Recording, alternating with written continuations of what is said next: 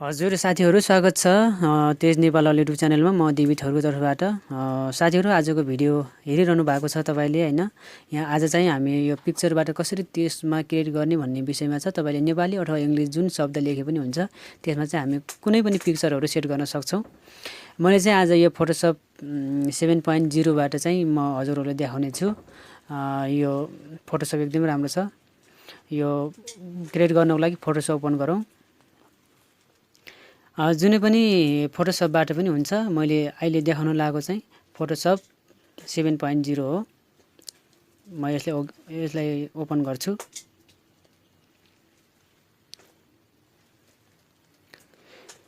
Open भइसक्यो साथीहरु open भइसकेपछि यहाँनिर फाइलमा जानु होला माथि कन्ट्रोल एन गरे पनि हुन्छ र फाइलमा गएर न्यूमा क्लिक गरे पनि हुन्छ म यहाँ फाइलमा गएर न्यूमा क्लिक गरे यहाँनिर चाहिँ यो सबैभन्दा तलको भन्नाले यो थर्ड लाइनको चाहिँ हेर्नु होला यो साइज यसको छ 1980 अनि 1080 अनि त्यसपछि 72 छ ओके गर्नु होला यो नयाँ डकुमेन्ट ओपन भइसकेको छ तपाईहरुको माझमा कुनै पनि कलर राख्न सक्नुहुन्छ साथीहरु म चाहिँ यही कलर राखे यहाँनिर आफ्नो कुन स्टाइलमा लेख्ने त्यो स्टाइलको लागि आफ्नो छान्नु होला म चाहिँ यही ल्याए सिम्पल यहाँनिर मैले टेस्ट लेख्छु लेख्नको लागि यहाँनिर सानो छ यसलाई हामी हल्का साइज बढाऊ मैले 200 राख्दिए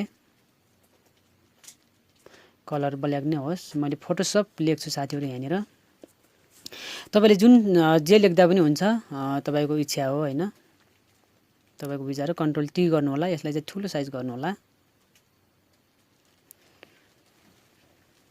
हल्का ठुलो भयो हल्का सानो गरौँ साथीहरु यहाँनिर देख्न सक्नुहुन्छ कन्ट्रोल ए गर्नु होला कन्ट्रोल ए गरिसकेपछि साथीहरु यहाँ देख्न सक्नुहुन्छ तपाईले चाहिँ यहाँ माथितिर सेन्टरमा ल्याउनु होला सेन्टरमा ल्याउनको लागि यहाँनिर क्लिक गर्दिनुस् मैले जता गरेको त्यति गर्नु होला भिडियोलाई नछुटाउनु होला र यसले चाहिँ अर्को फाइल ल्याउनु पर्ने हुन्छ साथीहरु यस कपी गर्नुपर्ने हुन्छ कन्ट्रोल जे गर्नु होला कपी हुन्छ जुन तल्लो लाइन छ त्यसलाई हाइड गरिदिनु होला र यो माथिल्लो लाइनमा चाहिँ क्लिक गर्नु होला राइट क्लिक अनि रस्टराइज लेयर गर्नु होला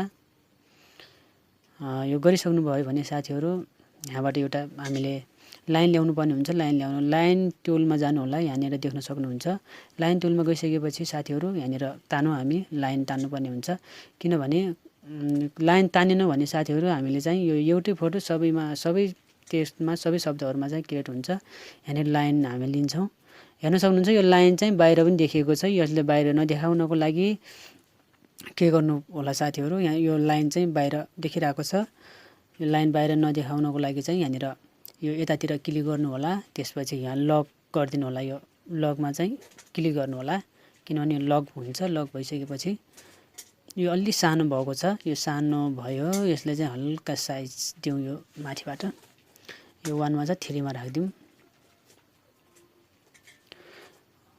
यतातिर पनि अनचेक गर्दिनु होला क्लिक रहेछ अनक्लिक गर्नु होला त्यसपछि देख्न सक्नुहुन्छ यहाँनिर लाइन हाम्रो जुन शब्दमा मात्र देखिरहेको छ बाहिर चाहिँ आउट भएको छैन यहाँले देख्न सक्नुहुन्छ साथीहरु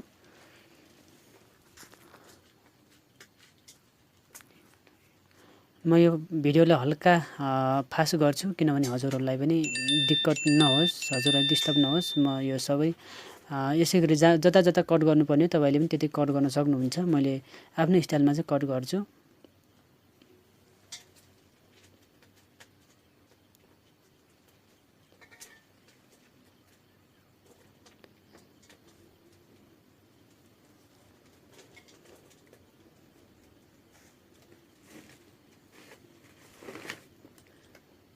यहाँनिर देख्न सक्नुहुन्छ साथीहरु सबै मैले आफ्नो स्टाइलमा कट गरिसकेको छु तपाईले पनि यस्तै गरेर अथवा जुनै स्टाइलमा पनि कट गर्न सक्नुहुन्छ यो कट गर्नु भयो भने चाहिँ तपाईहरुले चाहिँ एकदम आफ्नो फोटोहरु राख्नलाई एकदम सजिलो हुन्छ जुम गरौँ हल्का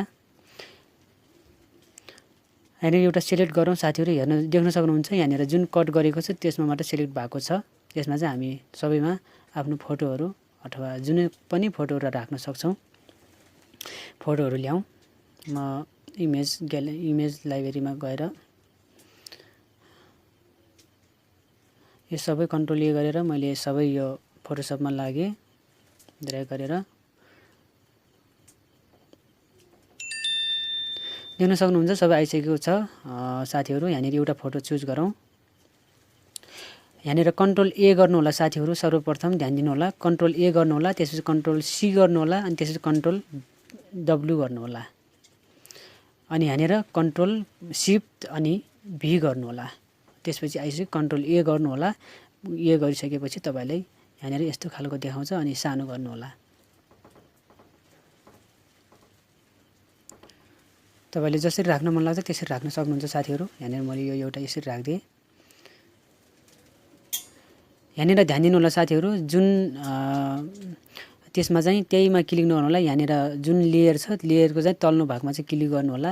यहाँनिर यो तल्लो भागमा चाहिँ यहाँनिर माउस हो यसमा चाहिँ क्लिक गर्नु होला, अनि त्यसपछि यहाँनिर सेलेक्ट गर्नु होला, अर्को फोटो ल्याउनु होला। ध्यान दिनु होला कन्ट्रोल ए अनि कन्ट्रोल सी अनि कन्ट्रोल डब्लु गर्नु होला साथीहरू है। अनि त्यसपछि कन्ट्रोल शिफ्ट अनि भी प्रेस गर्नु होला। त्यसपछि यहाँनिर कन्ट्रोल टी प्रेस गर्नु होला, अनि यो यस्तो खालको लेयर देखाउँछ, अनि सानो गर्नु होला। मैले भिडियो हल्का फेरि मैले फास्ट गरिदिएँ। केही बुझ्नु भएन भने फेरि रि गर्नु होला, त्यसपछि तपाईले बुझ्न सक्नुहुन्छ। यहाँनिर चाहिँ जसरी सेट गर्नुहुन्छ त्यसरी नै सेट गर्नु होला। मैले यो हल्का कहीँ बिग्रिन पनि सक्छ, तपाईहरुले चाहिँ मिलाएर गर्न सक्नुहुन्छ। मैले भिडियोलाई एकदम फास्ट गरेँ।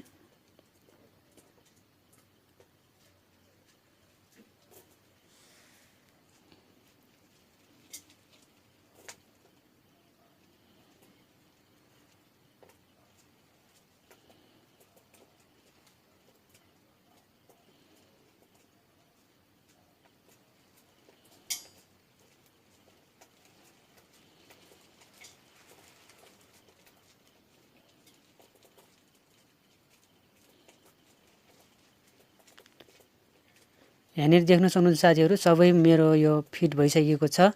यहाँनिर देख्न सक्नुहुन्छ कति दामी देखिएको छ हैन। तपाईले अझ आफ्नो फोटोहरु राख्नु होला। मैले यो आफ्नो यो गुगलबाट तानेको थिएँ फोटोहरु। यसमा चाहिँ यो यसरी राख्न सक्नुहुन्छ। यसलाई चाहिँ सबै मर्ज गर्नु होला। मर्ज गर्नको लागि यतातिर देख्न सक्नुहुन्छ यो कस्तो स्टाइलमा चाहिँ भएको छ। तपाईले चाहिँ यसलाई यो टेक्स्टलाई चाहिँ मर्ज गर्नुपर्ने हुन्छ। यहाँनिर सबैतिर क्लिक गर्नु होला। यो जुन लक राख्दिनु होला। मैले यो सबैमा लक राख्दिए। लक माउस द्वारा गर्नु होला, माउस सार्नु होला, आफै लक अटोमेटिक भइहाल्छ। यसरी लक राखिसकेपछि साथीहरू यो सबै गरिसकेपछि कन्ट्रोल ई प्रेस गर्नु होला साथीहरू। कन्ट्रोल ई प्रेस गरिसकेपछि तपाईको चाहिँ यो सबै जुन आफूले गर्नुपर्ने हो त्यो चाहिँ एकदम एउटै फाइलमा भएर आउँछ। कन्ट्रोल ई प्रेस गर्नु होला। देख्न सक्नुहुन्छ यो एउटै फाइलमा आइसकेको छ। एउटै भइसकेको छ सबै फोटोहरु, सबै टेक्स्टहरु। अनि ध्यानले देख्न सक्नुहुन्छ यो सबै यसमा ब्याकग्राउन्ड कलरहरु दिउँ हामी। लेयरमा जाउँ, लेयर स्टाइल, अनि त्यसपछि स्ट्रोकमा जाउँ हामी। स्ट्रोकमा गइसकेपछि तपाईले जुन कलर राख्न चाहनुहुन्छ त्यो कलर पनि राख्न सक्नुहुन्छ। मैले सिम्पली यही राख्दिए अहिले हालको लागि। यो जुन राख्दा पनि हुन्छ है। तपाईको चाहिँ तपाईको इच्छा हो। देख्न सक्नुहुन्छ कलरहरु एकदम चेन्ज भइरहन्छ। जता राख्नुहुन्छ त्यतै तपाईले जस्तो मन लाग्छ त्यसरी राख्नु होला। मैले यही राख्दिए र हल्का सानो गरे। मैले यसलाई 2 मा राख्दिए। ओके प्रेस गरे। त्यसपछि यसलाई चाहिँ ब्याकग्राउन्ड हल्का स्याडोमा दिनु होला। त्यही जानु होला र ड्रप स्याडोमा चाहिँ क्लिक गर्नु होला। क्लिक गरिसकेपछि साथीहरु यहाँनिर नर्मलमा राख्नु होला। यसलाई 100 मा लगाउनु होला। यसले चाहिँ कति जति राख्ने हो तपाईको इच्छा। तपाईले कस्तो स्टाइलमा राख्ने हो, माथि तल घुमाएर अथवा जसरी राख्न इच्छा लाग्छ त्यसरी राख्नु होला। मैले चाहिँ यति गर्दिए। यो तलतिर सार्दिए। अहिले हल्का सानो गरे, हल्का सानो। यसलाई ओके गर्दिए। देख्न सक्नुहुन्छ एकदमै राम्रो देखिएको छ। यसलाई तपाईले कलर अझ जस्तो कलर राखे पनि हुन्छ। यहाँनिर सेलेक्ट गरौँ। सेलेक्ट गरिसकेपछि यहाँनिर चाहिँ देख्न सक्नुहुन्छ यो जुन ब्याकग्राउन्ड हटाइदिउँ हामी। यो पीएनजी मा भयो र यो माथि तल सारौँ। पछिको यो अघिको यो छुट्टा-छुट्टै भएको छ। यसलाई पनि हामी मर्ज गर्नुपर्ने हुन्छ। मर्ज गर्नको लागि यहाँनिर क्लिक गर्नु होला। क्लिक गरिसकेपछि साथीहरु यसलाई पनि कन्ट्रोल ई गर्नु होला।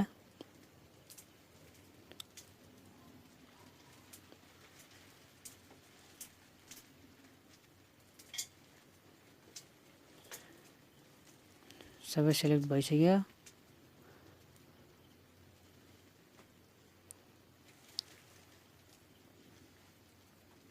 कन्ट्रोल ई गर्नुभयो भनेपछि यो यसरी एउटै फाइलमा भएर आउँछ।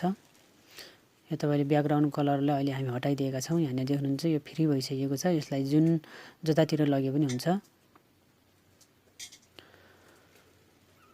यसलाई चाहिँ हामी सेभ गरौँ। सेभ गर्नुलाई सेभ अजमा चाहिँ जानु होला तल। सेभ अजमा गइसकेपछि यसले चाहिँ हामी सेभ गर्छौँ। तपाईँले जुन फाइलमा सेभ गर्दा पनि हुन्छ, आफ्नो इच्छा हो। यसले चाहिँ पिएनजीमा गर्छु म, पिएनजीमा लानु होला। जिपिएजीमा गर्दा पनि हुन्छ, पिएनजीमा गर्दा पनि हुन्छ। मैले डेस्कटपमा सेभ गरेँ। मैले नाम यही राखेँ। यहाँ ओके गर्नु होला र हेरौँ कस्तो देखिएको छ।